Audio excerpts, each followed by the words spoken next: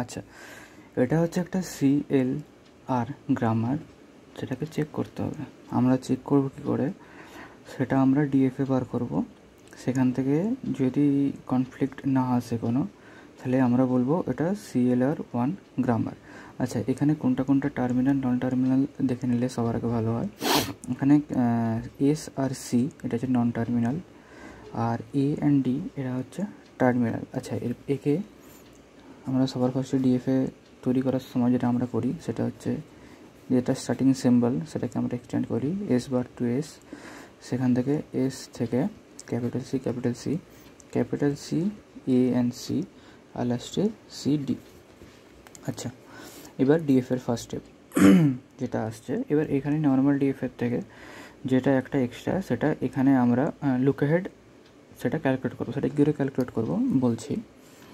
সবার ফার্স্টে তো S', এবার এখানে ডট কমা। আচ্ছা, এই যে ডটটা আসছে যার পরে এই সিম্বলটা, তারপরে যেটা আছে তার কি কোনো আর কোনো ভ্যালু বা কিছু আছে? কিছুই নেই। তো সবার ফার্স্টে আমরা সেটাকে ডলার দিয়ে করবো, মানে তার ফার্স্ট ক্যালকুলেট করব। যেহেতু আমার এখানে ফার্স্ট বলে কিছুই নেই, ওই জন্য আমরা এখানে ফার্স্টে ডলার সাইনটা নিচ্ছি।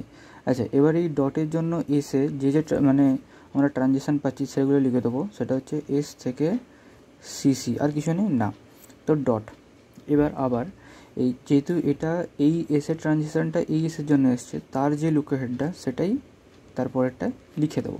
এবার এই ডটের পর C আছে, এর জন্য আমাদের দুটো ট্রানজিশন আসবে। সেটা হচ্ছে C = AC আর একটা হচ্ছে C = D।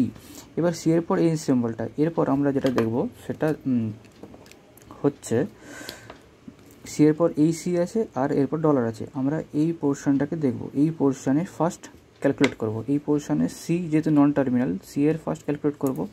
আর এই আমরা গ্রামার থেকে দেখতে পাচ্ছি C এর ফার্স্ট এখান থেকে স্মল a আসছে, এখান থেকে স্মল d আসছে। তাহলে আমরা কমা দিয়ে কী লিখব? কমা দিয়ে লিখব A or D। এই দুটো সেম, কারণ দুটোই এইটার জন্য এসেছে।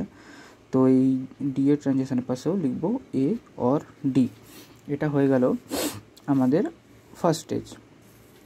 এবার এখান থেকে নর্মালি, আচ্ছা, আমরা যখন গো টু অ্যাপ্লাই করবো তখন লুক হেডের কোনো চেঞ্জ আসবে না। তো ফার্স্টে যখন আমরা S নেব তাহলে কী আসবে?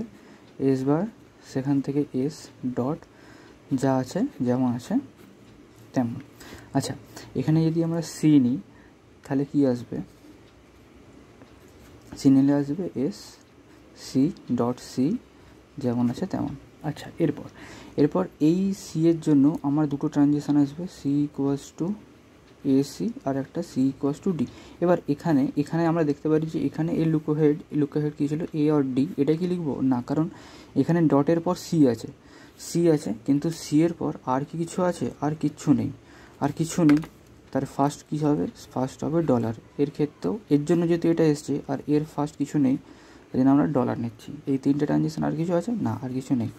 তাহলে এটা একটা স্টেট হয়ে গেল। আচ্ছা, এখানে ডটগুলো দিতে ভুলে গেছিলাম। আচ্ছা, এরপর যদি আমরা A ট্রানজিশন নিলে আসছে C, সেখান থেকে A dot C। Look head আমার কী আছে? লুক হেড আছে A অরিং D, ঠিক আছে। আচ্ছা, এবার এখানে এই ডটের জন্য C আছে, তো C এর জন্য আবার দুটো ট্রানজিশন অ্যাড হবে, সেটা হচ্ছে ডট AC, আবার C এর জন্য ডট D। আচ্ছা, এই দুটো এসছে কার জন্য? এই দুটো এসছে এই ট্রানজিশনটার জন্য। এর পরে লুক হেডে কে আছে? A and B। তাহলে এর যদি আমরা ফার্স্ট ক্যালকুলেট করি তাহলে A অ্যান্ড D আসছে, A D। এটা হয়ে গেল। দেন এখানে যদি D ট্রানজিশন নিই তাহলে C = D ডট। আমরা বলেছি যে গো টু করতে গেলে কোনো লুক হেডে চেঞ্জ হয় না, তাহলে A or D। এটা লাস্ট স্টেজ হয়ে গেল। আচ্ছা, এখান থেকে আমরা কিছু যেতে পারবো না? যেতে পারবো না। এখান থেকে যেতে পারবো, হ্যাঁ, এখান থেকে আমরা C নিতে পারবো। আবার গো টু ফাংশন অ্যাপ্লাই করলাম, C নিলাম, তাহলে S, সেখান থেকে C ডট ডলার। এরপরে কারণ এর ডলার ছিল, ডলার যাই কি সেই, এরপর আর কিছু নিতে পারবো না ট্রানজিশন, তো এই ট্রানজিশনে নেব। আচ্ছা, এরপর যদি আমরা A ট্রানজিশন নিই, মানে গো টু ফাংশন, তাহলে কী পাবো? C = আচ্ছা, এখান থেকে যেটা নিচ্ছি সেটা হচ্ছে এই ডট সি ফাংশানটা আসছে তার সাথে ডলার। এবার এটার সাথে এটার ডিসিমিলারিটি একটাই, যে এখানে লোকোহেড সিম্বল ডলার আছে, এখানে লোকোহেড সিম্বল এ অরিং ডি আছে। আদারওয়াইজ আমরা এখান থেকে এই নিয়ে চলে আসতে পারতাম, কিন্তু এখানে পারবো না, কারণ এর লোকোহেড দুটো আলাদা, যেটা এলআরে আমাদের সম্ভব, কারণ দুটোকে আমরা সেখানে কম্বাইন করব। আচ্ছা, এবার এখানে ডলার পাচ্ছি। আচ্ছা, এবার ডট সি এর জন্য আবার যেইকে সেই সি ডট এ সি আর সি ডট ডি ট্রানজিশনটা আমাদের অ্যাড করতে হবে। আচ্ছা, এরপর সি এর পর কিছু ডট সি এর পর কোনো সিম্বল নেই, তাহলে এর লোকোহেড মানে এর ফার্স্ট কী হবে, শুধু ডলার আসবে, তাহলে এদের লোকোহেড ডলার আসবে। মেন ব্যাপারটা, যদি একটা ট্রানজিশানে S equals to dot something A and B কিছু একটা থাকে, ডলার থাকে বা এ থাকে অর বি থাকে, সিডি যা পড়ে আছে, তো এই যে ডটটা যার পরে আছে তারপরে যত বড় জিনিসটা আছে তার আমরা কী নেবো, যত বড় জিনিসটা আছে তার আমরা ফার্স্ট ক্যালকুলেট করব। এখানে ডি আছে, ডি এর ফার্স্ট ক্যালকুলেট করব, তাহলেই হবে।